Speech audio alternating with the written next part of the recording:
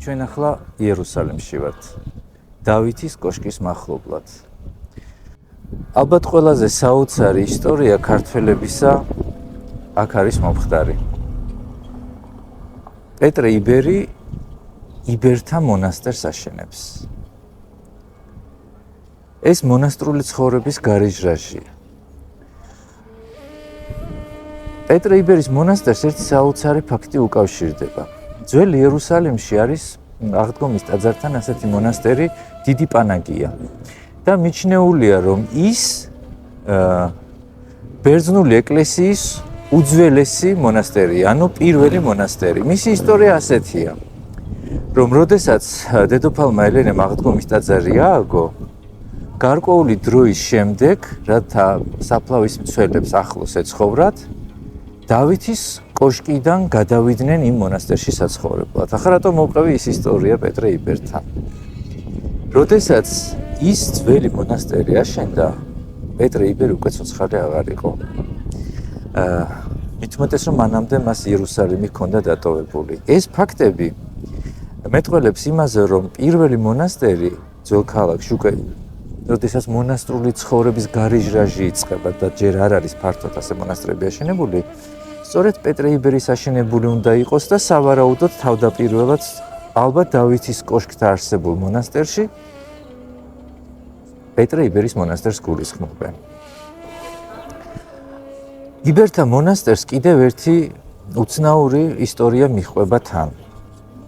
მისი არანაირი კვალი არ არის ნაპოვნი. არის ვერსიები, თქვათ, კოშკიდან ცოტა აქეთ იყო, თუ ცოტა იქით იყო, მაგრამ ჩვენ შევხვდით ძალიან საინტერესო მკვლევარებს, რომლებიც ჯვაროსნების თემაზე მუშაობენ და ასევე ისტორიკოსებს, არქეოლოგებს და საბოლოო ჯამში არის ასეთი სურათი, რომ როდესაც იერუსალიმის მეფეები აქ ჩამოვიდნენ, უბრალოდ გამეფდნენ იერუსალიმში, მათი სასახლე სავარაუდოდ იბერთა ქართული მონასტრის ბაზაზე დაფუძნდა. ანუ მონასტრის ეს შენობა გადაკეთდა შემდეგ სასახლედ. იმიტომ რომ ასევე ვიცით, რომ იერუსალიმის მეფეთა სასახლებიც დავითის კოშკთან იყო და გადაკეთებული მონასტრის ან მონასტრის გადაკეთების შემდეგ გაჩნდა იქ სასახლე. ეს ვერსია საკმაოდ სარწმუნოა, იმიტომ რომ სალადინმა ჯვაროსნების ყველაფერი პირწმინდად დაანგრია და ბევრი რამ უკვალოდ გააქრო. სავარაუდოდ სწორედ ამ ისტორიას შეეწირა ალბათ პეტრე იბერის მონასტერიც, რომ დღეს მისი კვალის პოვნაც კი ძნელი გახდა. თუმცა ჯერ კიდევ არსებობს ვერსიები მისი მიგნებისა. ასეა თუ ისე, იაფოს კარიბჭიდან იწყება ქართველთა დიდი ისტორია, რომელსაც ჩვენ ახლა მთელ ძველ იერუსალიმში გავუყვებით.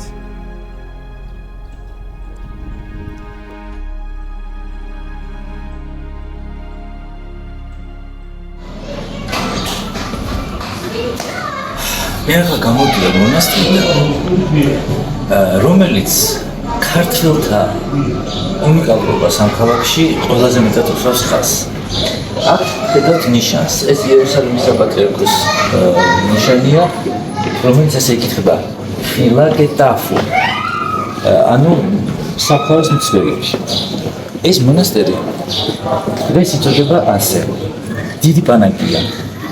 და ითვლება, რომ არის უძველესი მონასტერი იერუსალიმში. რატომ დაარსდა ეს მონასტერი საერთოდ? როდესაც უკვე კონსტანტინემ დაარსა, უბრალოდ დააშენა ტაძარი, მაცხოვრის ტაძარზე საუბარი, მისი საფლავის მცველებს ჭირდებოდათ მონასტერი, სადაც უნდა ეცხოვრათ. და ისტორიაში ფიქსირდება ასეთი ფაქტი, რომ პირველი მონასტერი, სადაც მაცხოვრის საფლავის საძმო ცხოვრობდა, იყო ეს. ანუ ეს ადრე იყო მამათა მონასტერი, დღეს დედათა მონასტერი. და ეს ითვლება პირველ მონასტრად, მაგრამ ეს მონასტერი გვიდასტურებს, რომ იერუსალიმში სინამდვილეში პირველი მონასტერი აშენეს ქართველი. პირველი მონასტერი, რომელიც პეტრე იბერმა აშენა დავითის კოშკის მახლობლად, ბევრად უსწრებს ამ მონასტერს. როდესაც ეს მონასტერი შენდებოდა, პეტრე იბერი ცხოვრობდა იერუსალიმში და უკვე აღარ ცხოვრობდა. მისი გარდაცვალების შემდეგ აიგო ეს მონასტერი. შესაბამისად, ამ მონასტრის ისტორია პირდაპირ ასტურებს იმას, რომ იერუსალიმში პირველი მონასტრის ამშენებლები ქართველები იყვნენ. თუ დღეს მიჩნეულია, რომ ეს იყო პირველი, რეალურად პირველი იყო ის. იერუსალიმში არავინ საუბრობს, ვინ ააშენა პირველი მონასტერი, ან ვინ დაიწყო მონასტრული ცხოვრება. იერუსალიმში ეკლესიის ისტორია დედოფალ ელენეს ისტორიებით იწყება. თუმცა, მოდით დავბრუნდეთ იმ დროში და ვნახოთ, რას გვეუბნება ისტორია. როდესაც აღდგომის ტაძარი აშენდა, ტაძარს მონასტერი არ გააჩნდა. ძველ საისტორიო წყაროებში ზუსტ ინფორმაციას ვაწყდებით იმის შესახებ, რომ მაცხოვრის საფლავის საძმო დავითის კოშკის მიმდებარედ გაფანტულად ცხოვრობდა სხვადასხვა ნაგებობებში. შესაძლოა პეტრე იბერის მონასტერში ცხოვრობდა ზოგიერთი მათგანი. ისტორიულ წყაროებში ხაზგასმით აღინიშნება, რომ მაცხოვრის საფლავის საძმო დავითის კოშკიდან დადიოდა ტაძარში მსახურებისთვის. იმის გამო, რომ მაცხოვრის საფლავის საძმოს ასე შორიგზით არევლო ტაძარში, იერუსალიმის პატრიარქმა ილიამ განიზრახა პირველი მონასტრის აგება. მონასტერი აღდგომის ტაძრის სიახლოვეს უნდა ყოფილიყო. სწორედ ასე აშენდა მონასტერი, რომელსაც დღეს დიდი პანაგიას სახელით ვიცნობთ. ისტორიული წყაროები აშენების ზუსტ თარიღებსაც გვეუბნება. 494-516 წლებს. დღეს ეს მონასტერი დედათა მონასტერია, თუმცა თავდაპირველი მისი დანიშნულება სწორედ აღდგომის ტაძრის მსახურება იყო, სადაც მამებს უნდა ეცხოვრათ. მაგრამ რა ხდება ამ დროს ქართველთა ისტორიაში? თუ დიდი პანაგია 494 წელს აშენდა, გამოდის, რომ იერუსალიმის პირველი მონასტრის მაშენებელი სწორედ პეტრე იბერი გახლავთ. პეტრე იბერი 411 წელს დაიბადა და 491 წელს გარდაიცვალა. ეს თარიღები უკვე საკმარისია იმისთვის, რომ ჩვენ დავრწმუნდეთ, რომ პეტრე იბერმა პირველმა აშენა მონასტერი, რადგან დიდი პანაგია 494 წელს აშენდა, ხოლო პეტრე იბერი 491 წელს არის გარდაცვლილი, მაგრამ გარდაცვალებამდე პეტრე იბერმა იერუსალიმი დატოვა და მან თავისი ცხოვრება ღაზაში გააგრძელა.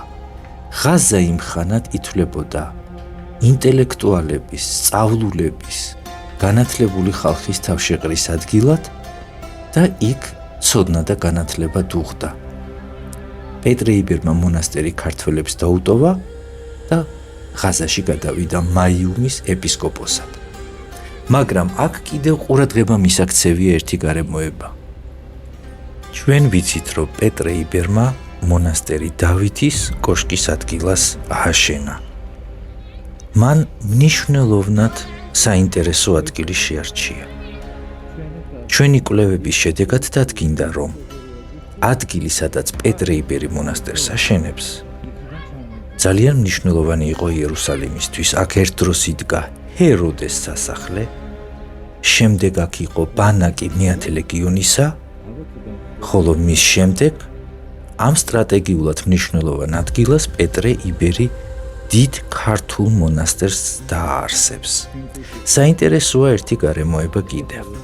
როგორც ჩანს, ქართველები ძალიან ავტორიტეტულები იყვნენ, მათ ძალიან მაღალი ადგილი ეჭირათ, რადგან მაცხოვრის საფლავის მსახურები მონასტრის გარშემო პატარ-პატარა ოთახებში ცხოვრობდნენ, ხოლო მათ წინ დიდებული მონასტერი იდგა.